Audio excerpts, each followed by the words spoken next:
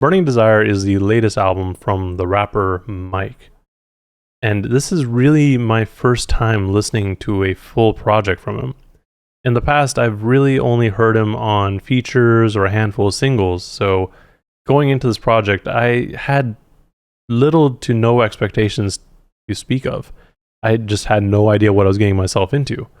And in fact, I don't think I would have even listened to this project if it weren't for his feature on Earl Sweatshirt's Voir Dire with the track Century, or his collaborative project with the Alchemist and Wiki, Faith is a Rock. I've heard for years that Mike is a really solid rapper and producer, and he has a handful of projects out that are really worth a listen, but until now, I didn't really have a desire to listen to it.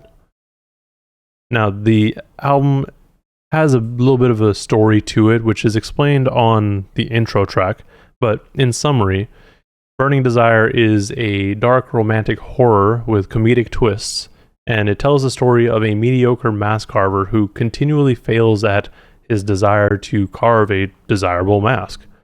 As time grows on, he becomes vengeful, and then one day he finds in his living room a very finely crafted wooden mask with one eye wiped with white clay and brass leopard teeth around the chin to remind everyone that the forest from where it's from is a fierce place. Aside from that, we also get a little bit about the masks that he's created previously, where they're kind of inhabited by other spirits, and we can assume that each of these spirits have their own desires, which I guess is explained throughout the project. Now, looking at the album as a whole, just objectively and logically, I guess, you look at the track list and the runtime, and it's a little imposing. There's 24 tracks on this project at a runtime of 50 minutes, and the majority of the tracks are about 2 minutes long. So for me, I went into this project with the expectation that I'm going to be reviewing a very dense, like kind of conceptual project. And maybe that wasn't the way to do it. Because, yes, on one hand, when you have really just one verse per song, you want to make each verse very important and impactful. So for someone like me who tries to go over the top and analyze lyrics, every word would probably matter, or at least it feels like it would matter. But I realized after a handful of listens that that's not really the way to approach it necessarily, at least not this project. For me, once I stopped treating it like something that I had to study and fully understand, it became a much more enjoyable listen. And even still, even after I listened to it a handful of times, it does take me a couple tracks to really get into the project. And I don't know if that's just because the first two tracks kind of feel different, but once I get past that, and once I get to African Sex Freak Fantasy, it just flows all the way from there. Speaking of tracks and just overall feel of the project, one of the strongest points of this project is the production, with the majority of the production handled by Mike under his alias DJ Black Power. In fact, out of the 24 tracks, 22 of them are produced by Mike, with the two that aren't being African Sex Freak Fantasy, which is produced by God, and Snake Charm, which is produced by Laren. Now, all of these tracks rely pretty heavily on samples. And if you know me, I tend to like samples. Samples are fun, especially when you can't necessarily pick where they're from, or I also just like soul samples, and soul samples are fun. And what these producers do on this album with the samples is really stretch them out and use them in a way that I haven't really heard in more commercial music. I mean, I don't only listen to commercial music, but I haven't heard samples used like this in a while, almost. Like, at least it feels like that. And of course, on the Alchemist projects, like, he does that too.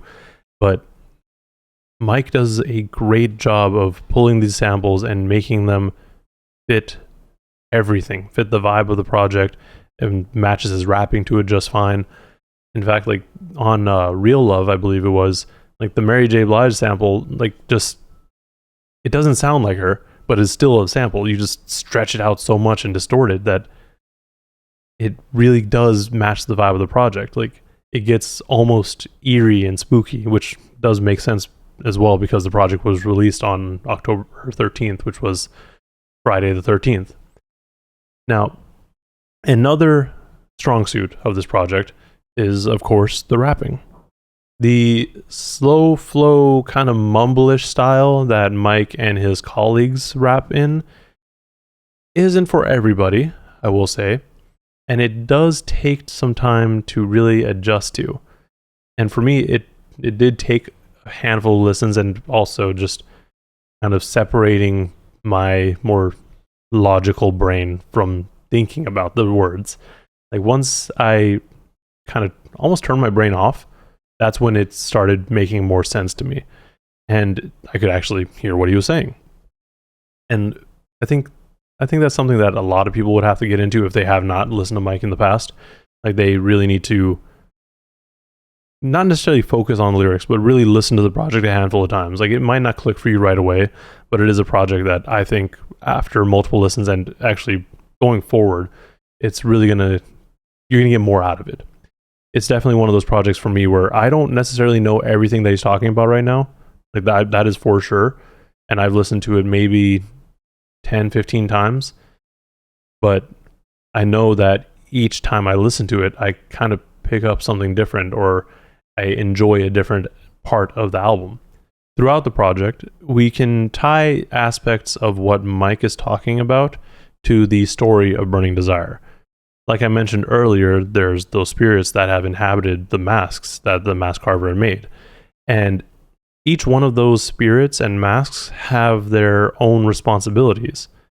And I took that as they all have their own messages to get across and things that they need to accomplish, essentially.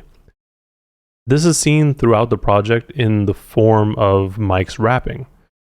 Through Mike's rapping and lyrics, we get a lot of self-reflection and introspection, as well as a lot of him trying to overcome himself. When there is a burning desire in you, you have to get over certain things to accomplish or achieve that burning desire.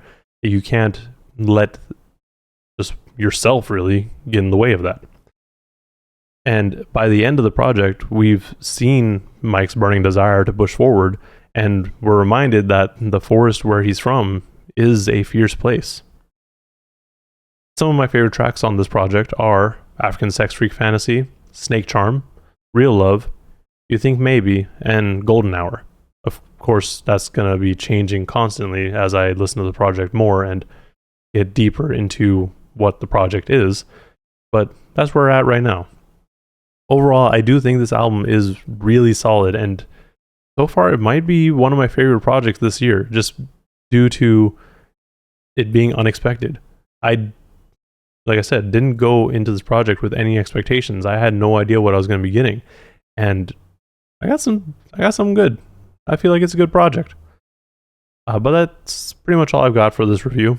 Let me know in the comments below what you thought of this project and what your favorite tracks are, as well as what other Mike albums I should listen to. I know a lot of people were saying listen to Beware of the Monkey, but I feel like I should just listen to everything that he's put out. So, yeah, drop that in the comments below as well. And while you're down there, like and subscribe to see more content like this. I'm trying to do more reviews, so hopefully you enjoy this. And thank you for watching. And please stay safe out there.